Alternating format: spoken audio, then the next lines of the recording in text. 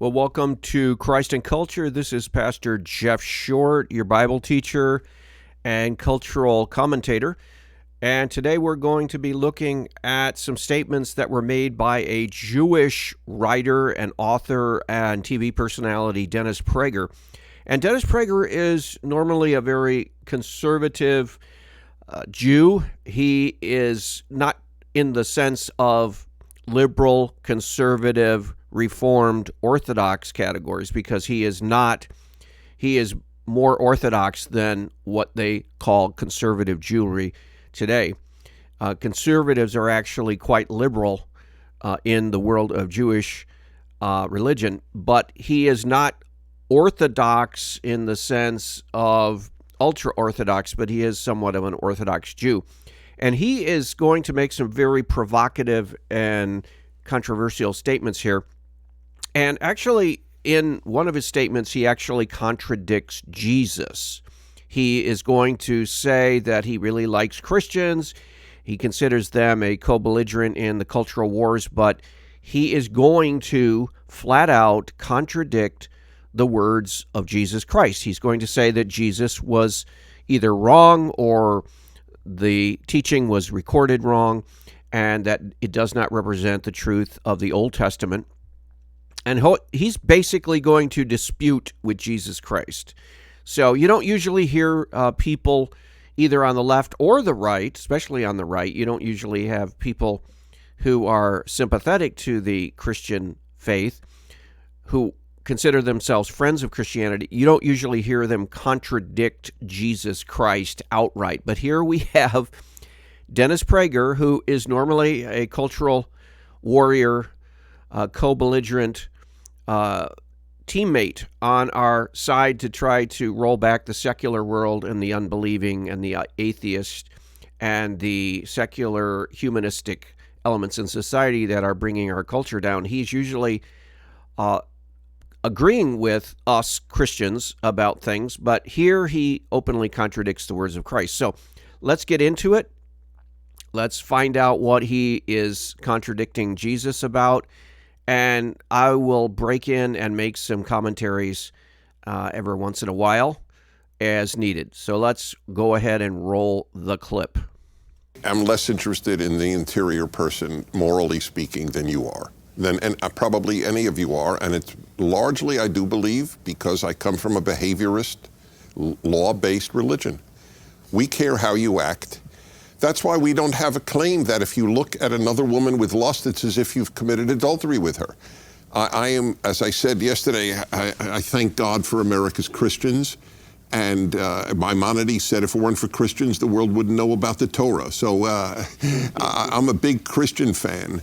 But obviously Christianity and Judaism are not identical religions. And we have no equivalent that if you look upon another woman with lust, it's as if you have committed adultery with your heart. Okay, so as you can see, there are a lot of controversial statements that he's made right here, and we want to unpack them. But let's go back to the beginning and basically go point by point and try to explain and refute, actually, Dennis Prager, because what he's saying here not only contradicts God's revelation in the Bible, the whole Bible, not just the Old, but the New, it also contradicts logic and reason, because if you think about it and reflect on this whole issue, you will see that he is trying to make a distinction where there really is no distinction morally, and that will become apparent, but I'll have to explain it. Let's go back and go back over these points once again. I am less interested in the interior person, morally speaking, than you are. And probably any of you are, and it's largely, I do believe, because I come from a behaviorist, law-based religion. We care. Okay, so let's talk about that. He says he cares less about the inner life than the outer life. And he says that because he is claiming that his faith, his Judaism, his Jewish faith, only talks in terms of the outer expression of things rather than what's going on inwardly. Now, that is not, I don't believe that that is a universal consensus within Judaism, first of all. If you were to say to a room full of Jewish scholars, does the Old Testament not concern itself about the inner life of the Jewish faith, in the Jewish piety? Is it only concerned about the outward actions of things? And I'm not sure, contrary to his claim, I'm not sure that the Jewish scholars would all agree and say, oh, yes, you're right, exactly, right on. Judaism does not concern itself about the interior life. It is only dealing with the external behavioral life. No, I don't think they would. I think that this is Dennis Prager's interpretation of Judaism. I think that that is his observation and what he has come to believe. And I think he's correct in his emphasis. I think the Old Testament does emphasize the outer behavioral aspects of a moral decision, and it does emphasize the moral actions of people. But does it ignore the inner reality of sin? Does it ignore the inner life, inner moral life of a person? No, it doesn't. And if you look, for example, through the Psalms, particularly Psalm 51, you will see that it's dealing with not just the behavioral aspects of sin, but also the inner aspects of sin. And we'll see later that someone here in the panel, a Christian actually, Os Guinness, brings up the point that it says that thou shalt not covet your neighbor's wife. And there is an aspect there, although it's not limited to the moral covetousness, but it is certainly including morality in coveting her. What is it that the neighbor would be coveting in the woman's next door? What specifically would it be? Well, it could be all kinds of things. It could be coveting his neighbor for having a beautiful wife, jealousy, envy, but it also could involve the coveting of her sexually, and that would be lust. So we'll move on from there because this is actually something brought up in this panel discussion, and I think Dennis Prager doesn't feel the full impact of what was said by Os Guinness.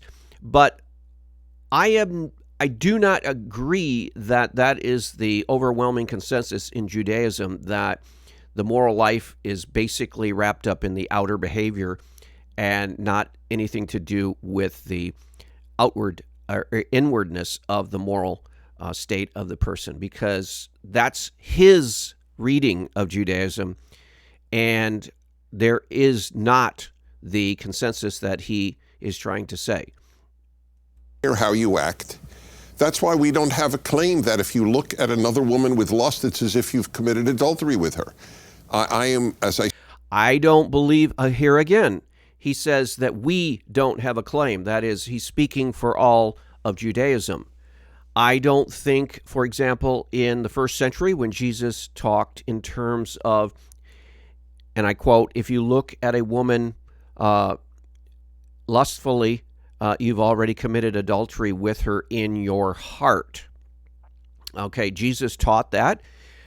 I don't see that the Pharisees and the Sadducees and the scribes and the Jewish leaders and the priests, I don't see them debating him on that point. And I didn't get any kind of indication in any of my historical readings from the first century that everything Jesus taught was disputed by the Sadducees and the Pharisees and the priests and the Jewish religious leaders and the scribes. I don't think everything he taught was disputed.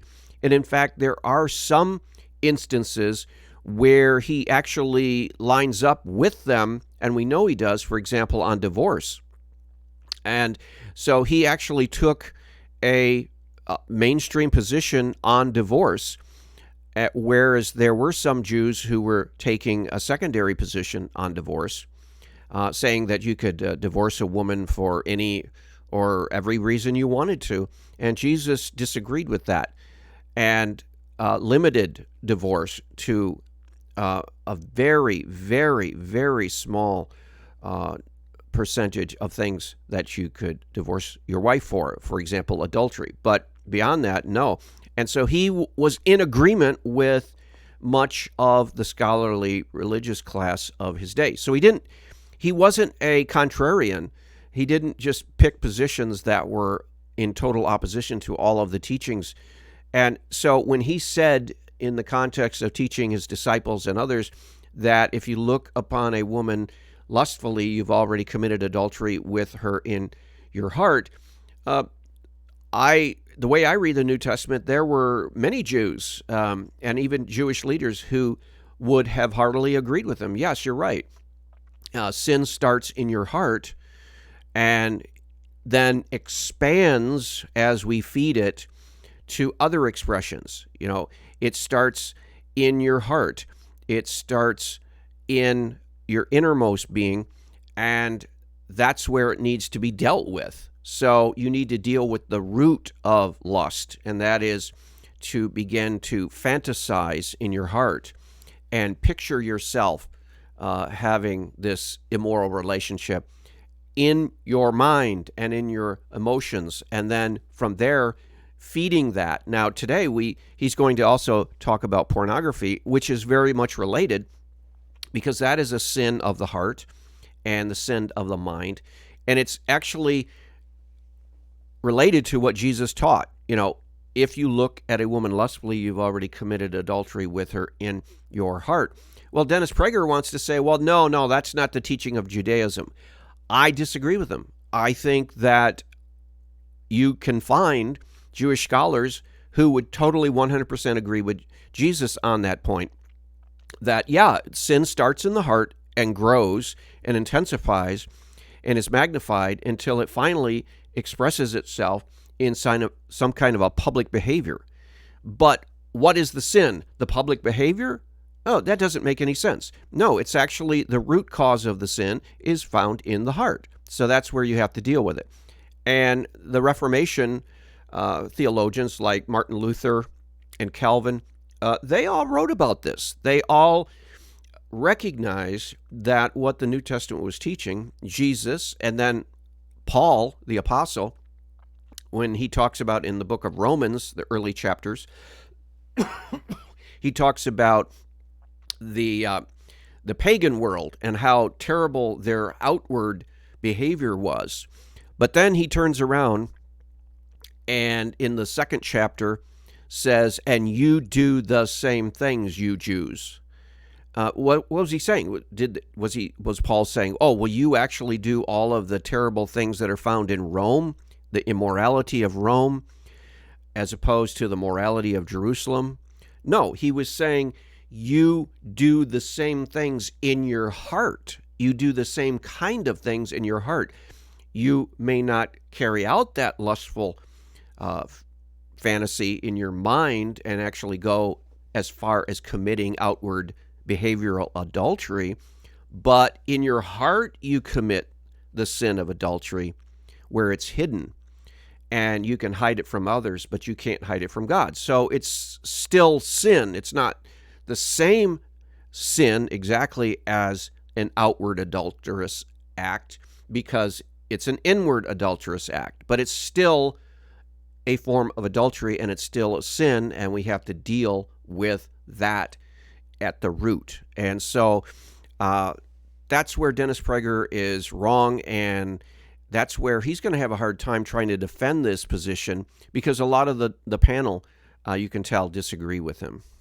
Said yesterday, I thank God for America's Christians, and Maimonides said if it weren't for Christians, the world wouldn't know about the Torah. So and again, this is sort of it's a compliment, but it's actually a trivial compliment. In other words, thank the Jewish Maimonides, and Prager is quoting him as saying, well, thank God for Christians, because if it weren't for them, we wouldn't have our Old Testament spread all over the world, because it's part of their Bible.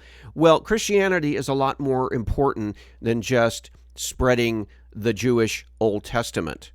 And so that's sort of a way of complementing, but at the same time degrading the power of Christianity. Christianity is great not because it spread Judaism around the world. Christianity is great because it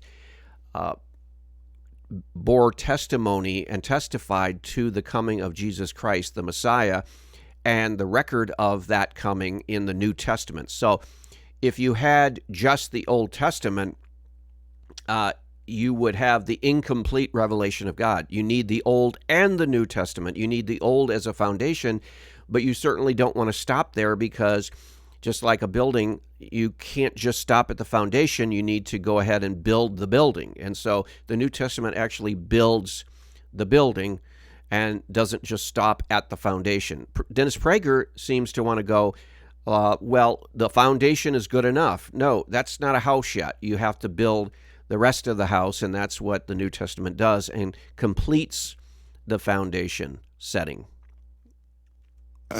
I'm a big Christian fan, but obviously Christianity and Judaism are not identical religions, and we have no equivalent that if you look upon another woman with lust, it's as if you have committed adultery with your heart.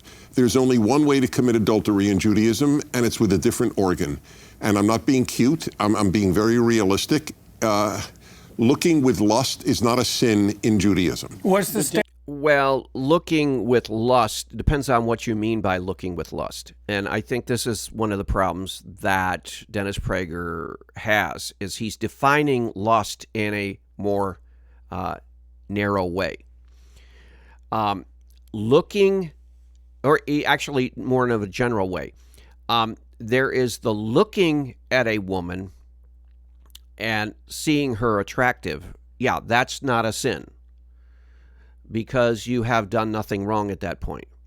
The lust part comes in when you start fantasizing having a sexual relationship with the woman. That is a sin, because you are going beyond the mere acknowledgement of a beautiful woman or an attractive woman, or admiring her for her beauty, or being amazed at her beauty. That's admiration. That is being pleased by what you see. But if you go further and take that image and then incorporate some kind of a fantasy scenario, sexual fantasy scenario, and lusting after her, and especially plotting and planning, trying to bring about that fantasy to reality, that's sin, because now you are entering into a different area than just acknowledging that there's a beautiful woman there. So he is lumping all of that together and just saying, oh, well, no, looking at a woman lustfully is not sin. Well, looking at a woman isn't sin, but looking lustfully, yes, is. It's not a sin in Judaism. What's the stance on pornography? So pornography, when I'm asked this question, just to put you on the spot. You did indeed. Okay, so yeah, and this is where it's very inconsistent in his thinking. So I'm glad they put him on the spot. Pornography is lusting after women with the intent of fantasizing sexual relationship, and that's a sin according to Jesus. So my answer, when it's raised on my radio show, I have a male-female hour, and I'm very open about sexual subjects. I always ask, if a wife calls me and says, my husband looks at pornography, I found on his computer, I have one question. How is your life of intimacy with your husband? Is it good? In other words, is the pornography in lieu of you or in addition to you? Mm-hmm.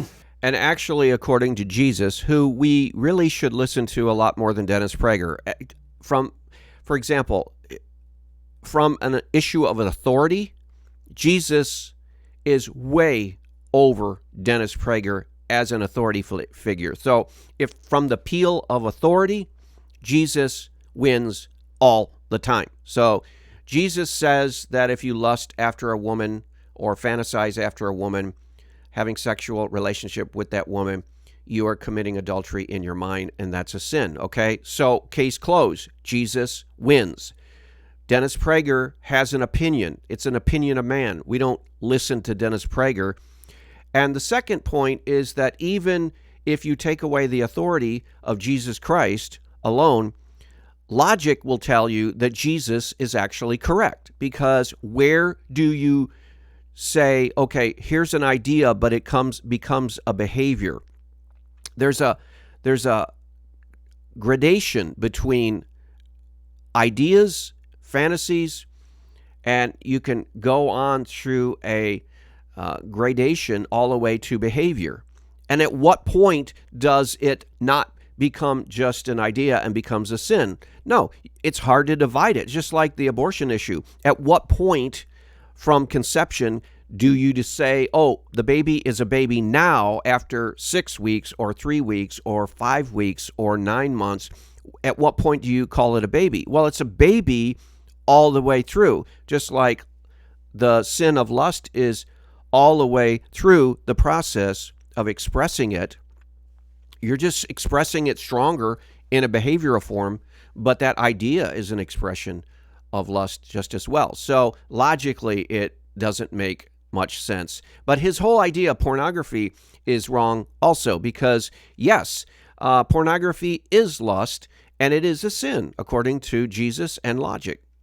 And I know this is not a religious answer, and I'm not even giving a religious answer. I'm giving what I think is a moral and realistic answer. Men want variety.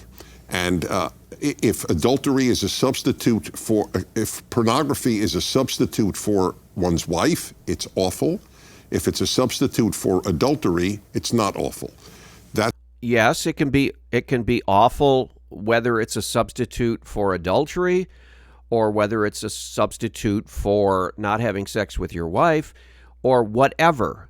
And he is just trying to weasel out of the fact that a man who has a situation like this, say his 50-year-old wife gets cancer and no longer has sexual desires, what is the position that the husband should take? Well, he should not have sex with anyone. He should not fantasize sex. He should not look at pornography. He should not have lust in his heart for anyone. He should learn how to control his passions at 50 years old or 60 years old or however old he is. And that's the burden he has to carry. That's the cross he has to carry. And Dennis Prager is saying, no, well, pornography might be his solution. No, pornography is not the solution. It's a wrong act. That is my unpredictable answer. There is a clinical rule of thumb that's akin to that, I would say. If you're trying to decide clinically whether someone's partaking in a habit, say use of alcohol, has reached the threshold of clinical significance, one of the things you do is ask the person you're assessing, is it interfering with your employment? Has it got you in trouble with the law? Is your family complaining? Does it stop you from doing other things that you should be doing? And so the judgment isn't the use of the forbidden substance itself. It is in some sense consequentialist. And I'm not saying that that's an absolute, but it is a hallmark of clinical for non-moral issues. Dennis, you're making, I think, too big a gap between, behavior and where it comes from. And surely the 10th commandment is exactly that. You could expound everything Jesus said from thou shalt not covet thy neighbor's wife, or another woman you're not whatever. That's a good point. And thou shalt not covet your neighbor's wife. Well, part of that coveting could be lusting after her sexually. And so, again, Dennis Prager is taking a position, an opinion of his. Doesn't mean it's correct. And we actually know that it's wrong based on the teachings of Jesus Christ and the whole New Testament. And I might add, probably other Jewish scholars would disagree with Dennis Prager. So he's trying to enunciate a certain kind of understanding of an interpretation of the Old Testament, which is not written in stone, and he is wrong here. Well, no, the whole point of coveting, it begins in the heart. And I understand your Hebrew word for covet is a desire that doesn't stop halfway. Right, to take. It takes action. It's to take. Yeah. It's not. There's no ban in the 613 laws of the Torah on lusting. I don't even know there's a ta'ava is the closest you could get to lust in Hebrew, but yeah. Okay, so let me ask you about that. The covet. So that may be true if there isn't any law about lusting, but that doesn't necessarily mean that the Bible teaches that it's not wrong to lust. It may be something that hasn't been commented on, but again, he's looking at the Torah as somehow a part of the authority in the Jewish faith. I think the Jewish faith also, we have to recognize, looks primarily to the Old Testament, or they call Tanakh, the complete works of the Old Testament, as we would call them, the Hebrew Scriptures, as they would call them. But their authority does not stop there. They also look to the Torah, which is the written commentary on the Old Testament, and they quote this Hebrew rabbi here and this Hebrew rabbi there, and the Torah and the Mishnah, and they have some other secondary and third, tertiary writings that they also see as authoritative, and they kind of put them all together and come up with the position on whatever it is. And so he's looking to the Torah, and he's looking to these other secondary or third place sources, but we don't recognize those sources. So he could be right in the sense that Judaism does not emphasize the inner life, but Jesus came along and said, basically, you've neglected this aspect of the law. And you think that just because, for example, if you see in the Old Testament the word blameless, that connotates the outwardness of a moral action. But Jesus, one of the big revelations he brought was that it's not just the outwardness, it's not just being blameless in the sense that nobody can accuse you of a sin. What about the inner state of your soul? That's the problem with the Pharisees. They had this whitewashed tomb. Everything looked fine on the outside. They looked like pious and holy, spiritual, godly men, but inside, he was saying there are all these dead men's bones inside a grave of rotting bones and flesh and stinking things. He was alluding to the fact that you could have a perfectly good moral appearance on the outside, but inside you could be corrupted in jealousy and hatred and envy and lust, and all that junk needed to be dealt with too. And the Jews thought themselves as holy and righteous and blameless, and he came along and said, unless your righteousness surpasses that of the scribes and Pharisees, you'll never enter the kingdom of heaven. In other words, it's about the whole person, not just the outwardness. So Dennis Prager, this is showing one of the big differences in a lot of Jewish thinking is they're still thinking in the sort of the legalistic outwardness and blamelessness and putting up appearances. And Jesus was saying, no, you have to look at the heart, and your heart needs forgiven. Your heart needs cleansing. And that's why Jesus came to die on the cross, to cleanse us of all our sins. Well, it's an interesting conversation, but we have to end it today. Hope this has been helpful. God bless you. We'll see you next week.